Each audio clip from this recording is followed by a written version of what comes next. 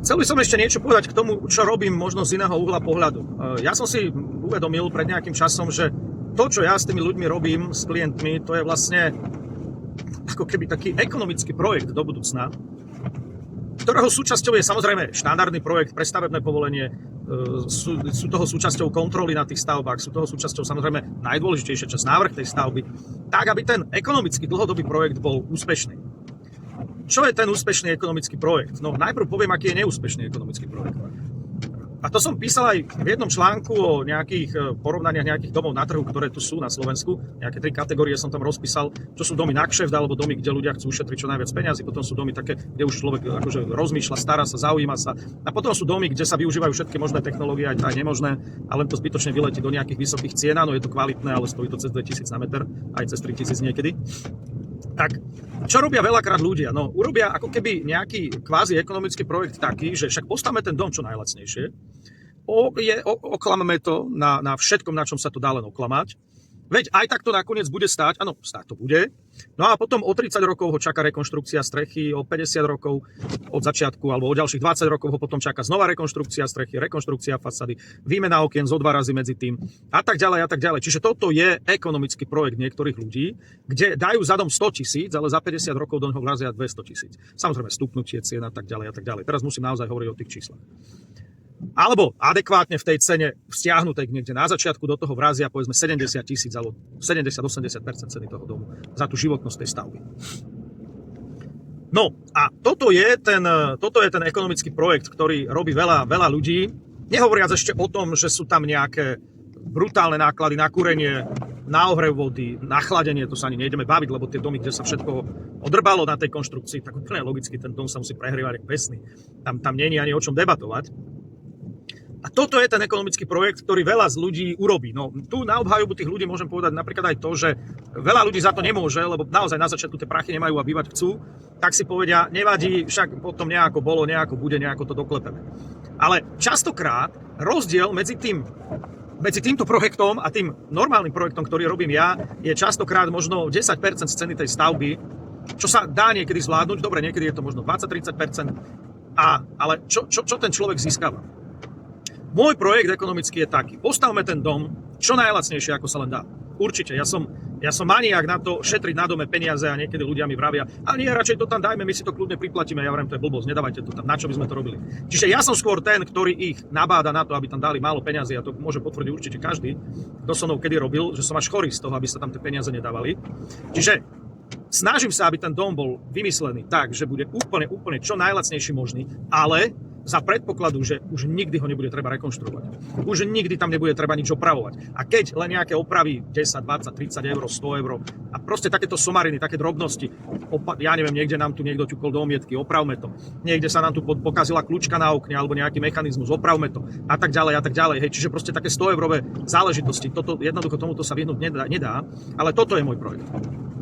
Aby ten človek, keď ho raz ten dom postaví, aby tie vnúčata nepovedali nikdy, že to je taká barabizňa stará, poďme to zbúrať. Nie, aby si povedali, ty kokos, tento dom má 50-60 rokov, stále funguje perfektne a stále ako nový, je suchý, má dobrú dispozíciu, nemusíme tu nič meniť, ani okna nemusíme meniť, alebo vymeníme si len okna, ale všetko je dobré, izolácie, všetko funguje, žere to 0 eur alebo minimum eur na rok.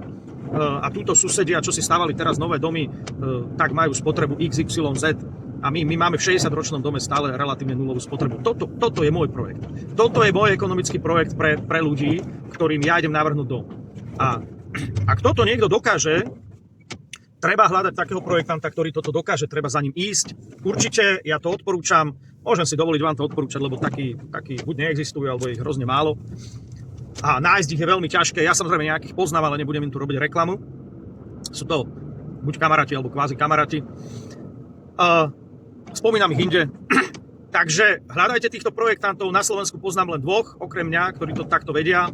Určite za nimi treba ísť a určite sa takejto stavbe treba venovať. Veľa ľudí si myslí, že vy už to máte vymyslené, všetko je jednoduché, vy už máte zázračné technológie, zázračné postupy, tak už nám to za 2 dní poviete, ako to je, a ideme kresliť projekt. Nie. Tá technológia, ktorou ja na to prichádzam, je... Ja nemám žiadny zázračný postup, ani zázračnú konštrukciu, ani tá tepelná batéria není všeliek a tak ďalej. Nemám žiadne svoje postupy, nemám žiadne svoje nič. Jednoducho, moja myšlienka je len tá, že na konci sa to nemá kaziť a má to byť jednoduché. A celý ten dom treba navrhovať v prvom rade tak, aby má vydržať. A to je veľmi dôležitá informácia. Treba ho navrhovať tak, aby pri výstavbe to nebolo náročné na to, že niekto to tam môže pokaziť. Že keď tam príde nejaký murár alebo niekto tam bude niečo robiť, takže to pokazí do takej miery, že ten dom úplne skolabuje. Takéto niečo sa tam nesmie stať. Čiže ak sa aj niečo neurobí dobre na tej stavbe, ak by sa aj ten murár na všetko s prižmúrením oka vykašľal, tak aj tak to musí vydržať dlho. A takto ten dom treba navrhovať. Samozrejme, ak sa už na to nevykašle, ak ten detail dotiahne do konca, čo niekedy môže byť aj, povedzme, taká piplavá robota, ale nejak zložitá, len proste prplavá, tak maximálne sa nám to môže prejaviť v tom, že ten dom bude mať ešte nižšie náklady na kúrenie, ešte nižšie náklady na ohrev vody, ešte nižšie náklady, povedzme, na chladenie tej stavby a tak ďalej. Čiže už len takéto nuancy tam môžeme vylepšiť, už nič iné tam nevylepšíme. Čiže ak tam mala byť predtým spotreba, vymyslím si 50 eur za rok na kúrenie, tak ak on tam niečo pokazí, bude 100 eur na kúrenie, ale to je nič. To sú smeti. To sú smeti, tieto peniaze, lebo sú ľudia, čo platia 100 eur mesačne a nie 100 eur ročne. Čiže takto tie domy, ja si myslím, to je môj názor teraz, hej, to žiadna učebnica o tom myslím ani nehovorí, alebo ak hovorí, tak super, ale môj názor je, že tie domy treba navrhovať tak, aby boli blbúvzdorné a aby boli nepokaziteľné. Toto je moja myšlienka toho. A vtedy, to je súčasťou toho celého ekonomického projektu, ktorý ja tým ľuďom ponúkam. A vlastne, keďže nemám žiadne zázračné riešenia a nemám žiadne konkrétne, a tak mám veľa konkrétnych riešení, ale na rôzne situácie, tak vlastne prebieha potom ten návrh domu tak, že mňa zaujíma to, čo tí ľudia chcú. To, čo chcú, aké majú pocity, ako sa chcú cítiť v tom dome, ako v tom dome chcú žiť, ako chcú, aby ich ten dom, povedzme, obťažoval alebo neobťažoval. Alebo sú domy, ktoré sú jednoduché na obsluhu, sú domy, ktoré sú zložitejšie na obsluhu, ale majú zase nejaké iné výhody. Niektorým ľuďom to vadí, tá obsluha, niektorým nevadí. Mňa zaujímajú tieto informácie, čo vám vadí, čo vám nevadí, ako sa chcete v dome cítiť, ako ho chcete užívať, ako nechcete, aby ten dom fungoval a teda. A z tohto ja už dokážem potom s vami spoločne prísť na tie technické riešenia. Ale častokrát prídeme na úplne nové riešenie, lebo zistíme, že áno, no tak to u vás asi bude najlepšie, síce možno to ešte nikde som nepoužil, ale neznamená, že sa to nepoužilo niekde inde predtým a tak ďalej a tak ďalej. Čiže, ale stále musím mať na pamäti jednu základnú vec. Aby to ten človek na tej stavbe vedel urobiť. To je dôležité. Aby to vedel spraviť a keď sa aj pomýli, aby tá chyba nejako nevadila. Kdežto viete, ak vám niekto naprojektuje vatu medzi krokvy a napíše tam, že musí tam byť parozábrana a tá parozábrana musí vydržať a potom to ešte obhajuje tým, no ale ak to dáte urobiť hentej firme, ktorá vám to urobí za 100 eur na metr štvorcový, to som prehnal, tak oni vám to urobia správne tú parozábranu, no tak ak to musí byť na tomto, aby to stálo, tak verte, že toto není dobrý návrh, toto je zlý návrh. Lebo tam, keď sa niečo pokazí, tak ten barák kolabuje a za 20 rokov meníte krov. Čiže takýmto nezmyslom, takýmto podmieneným životnostiam ja sa vyhýbam. U mňa životnosť tej stavby musí byť nepodmienená.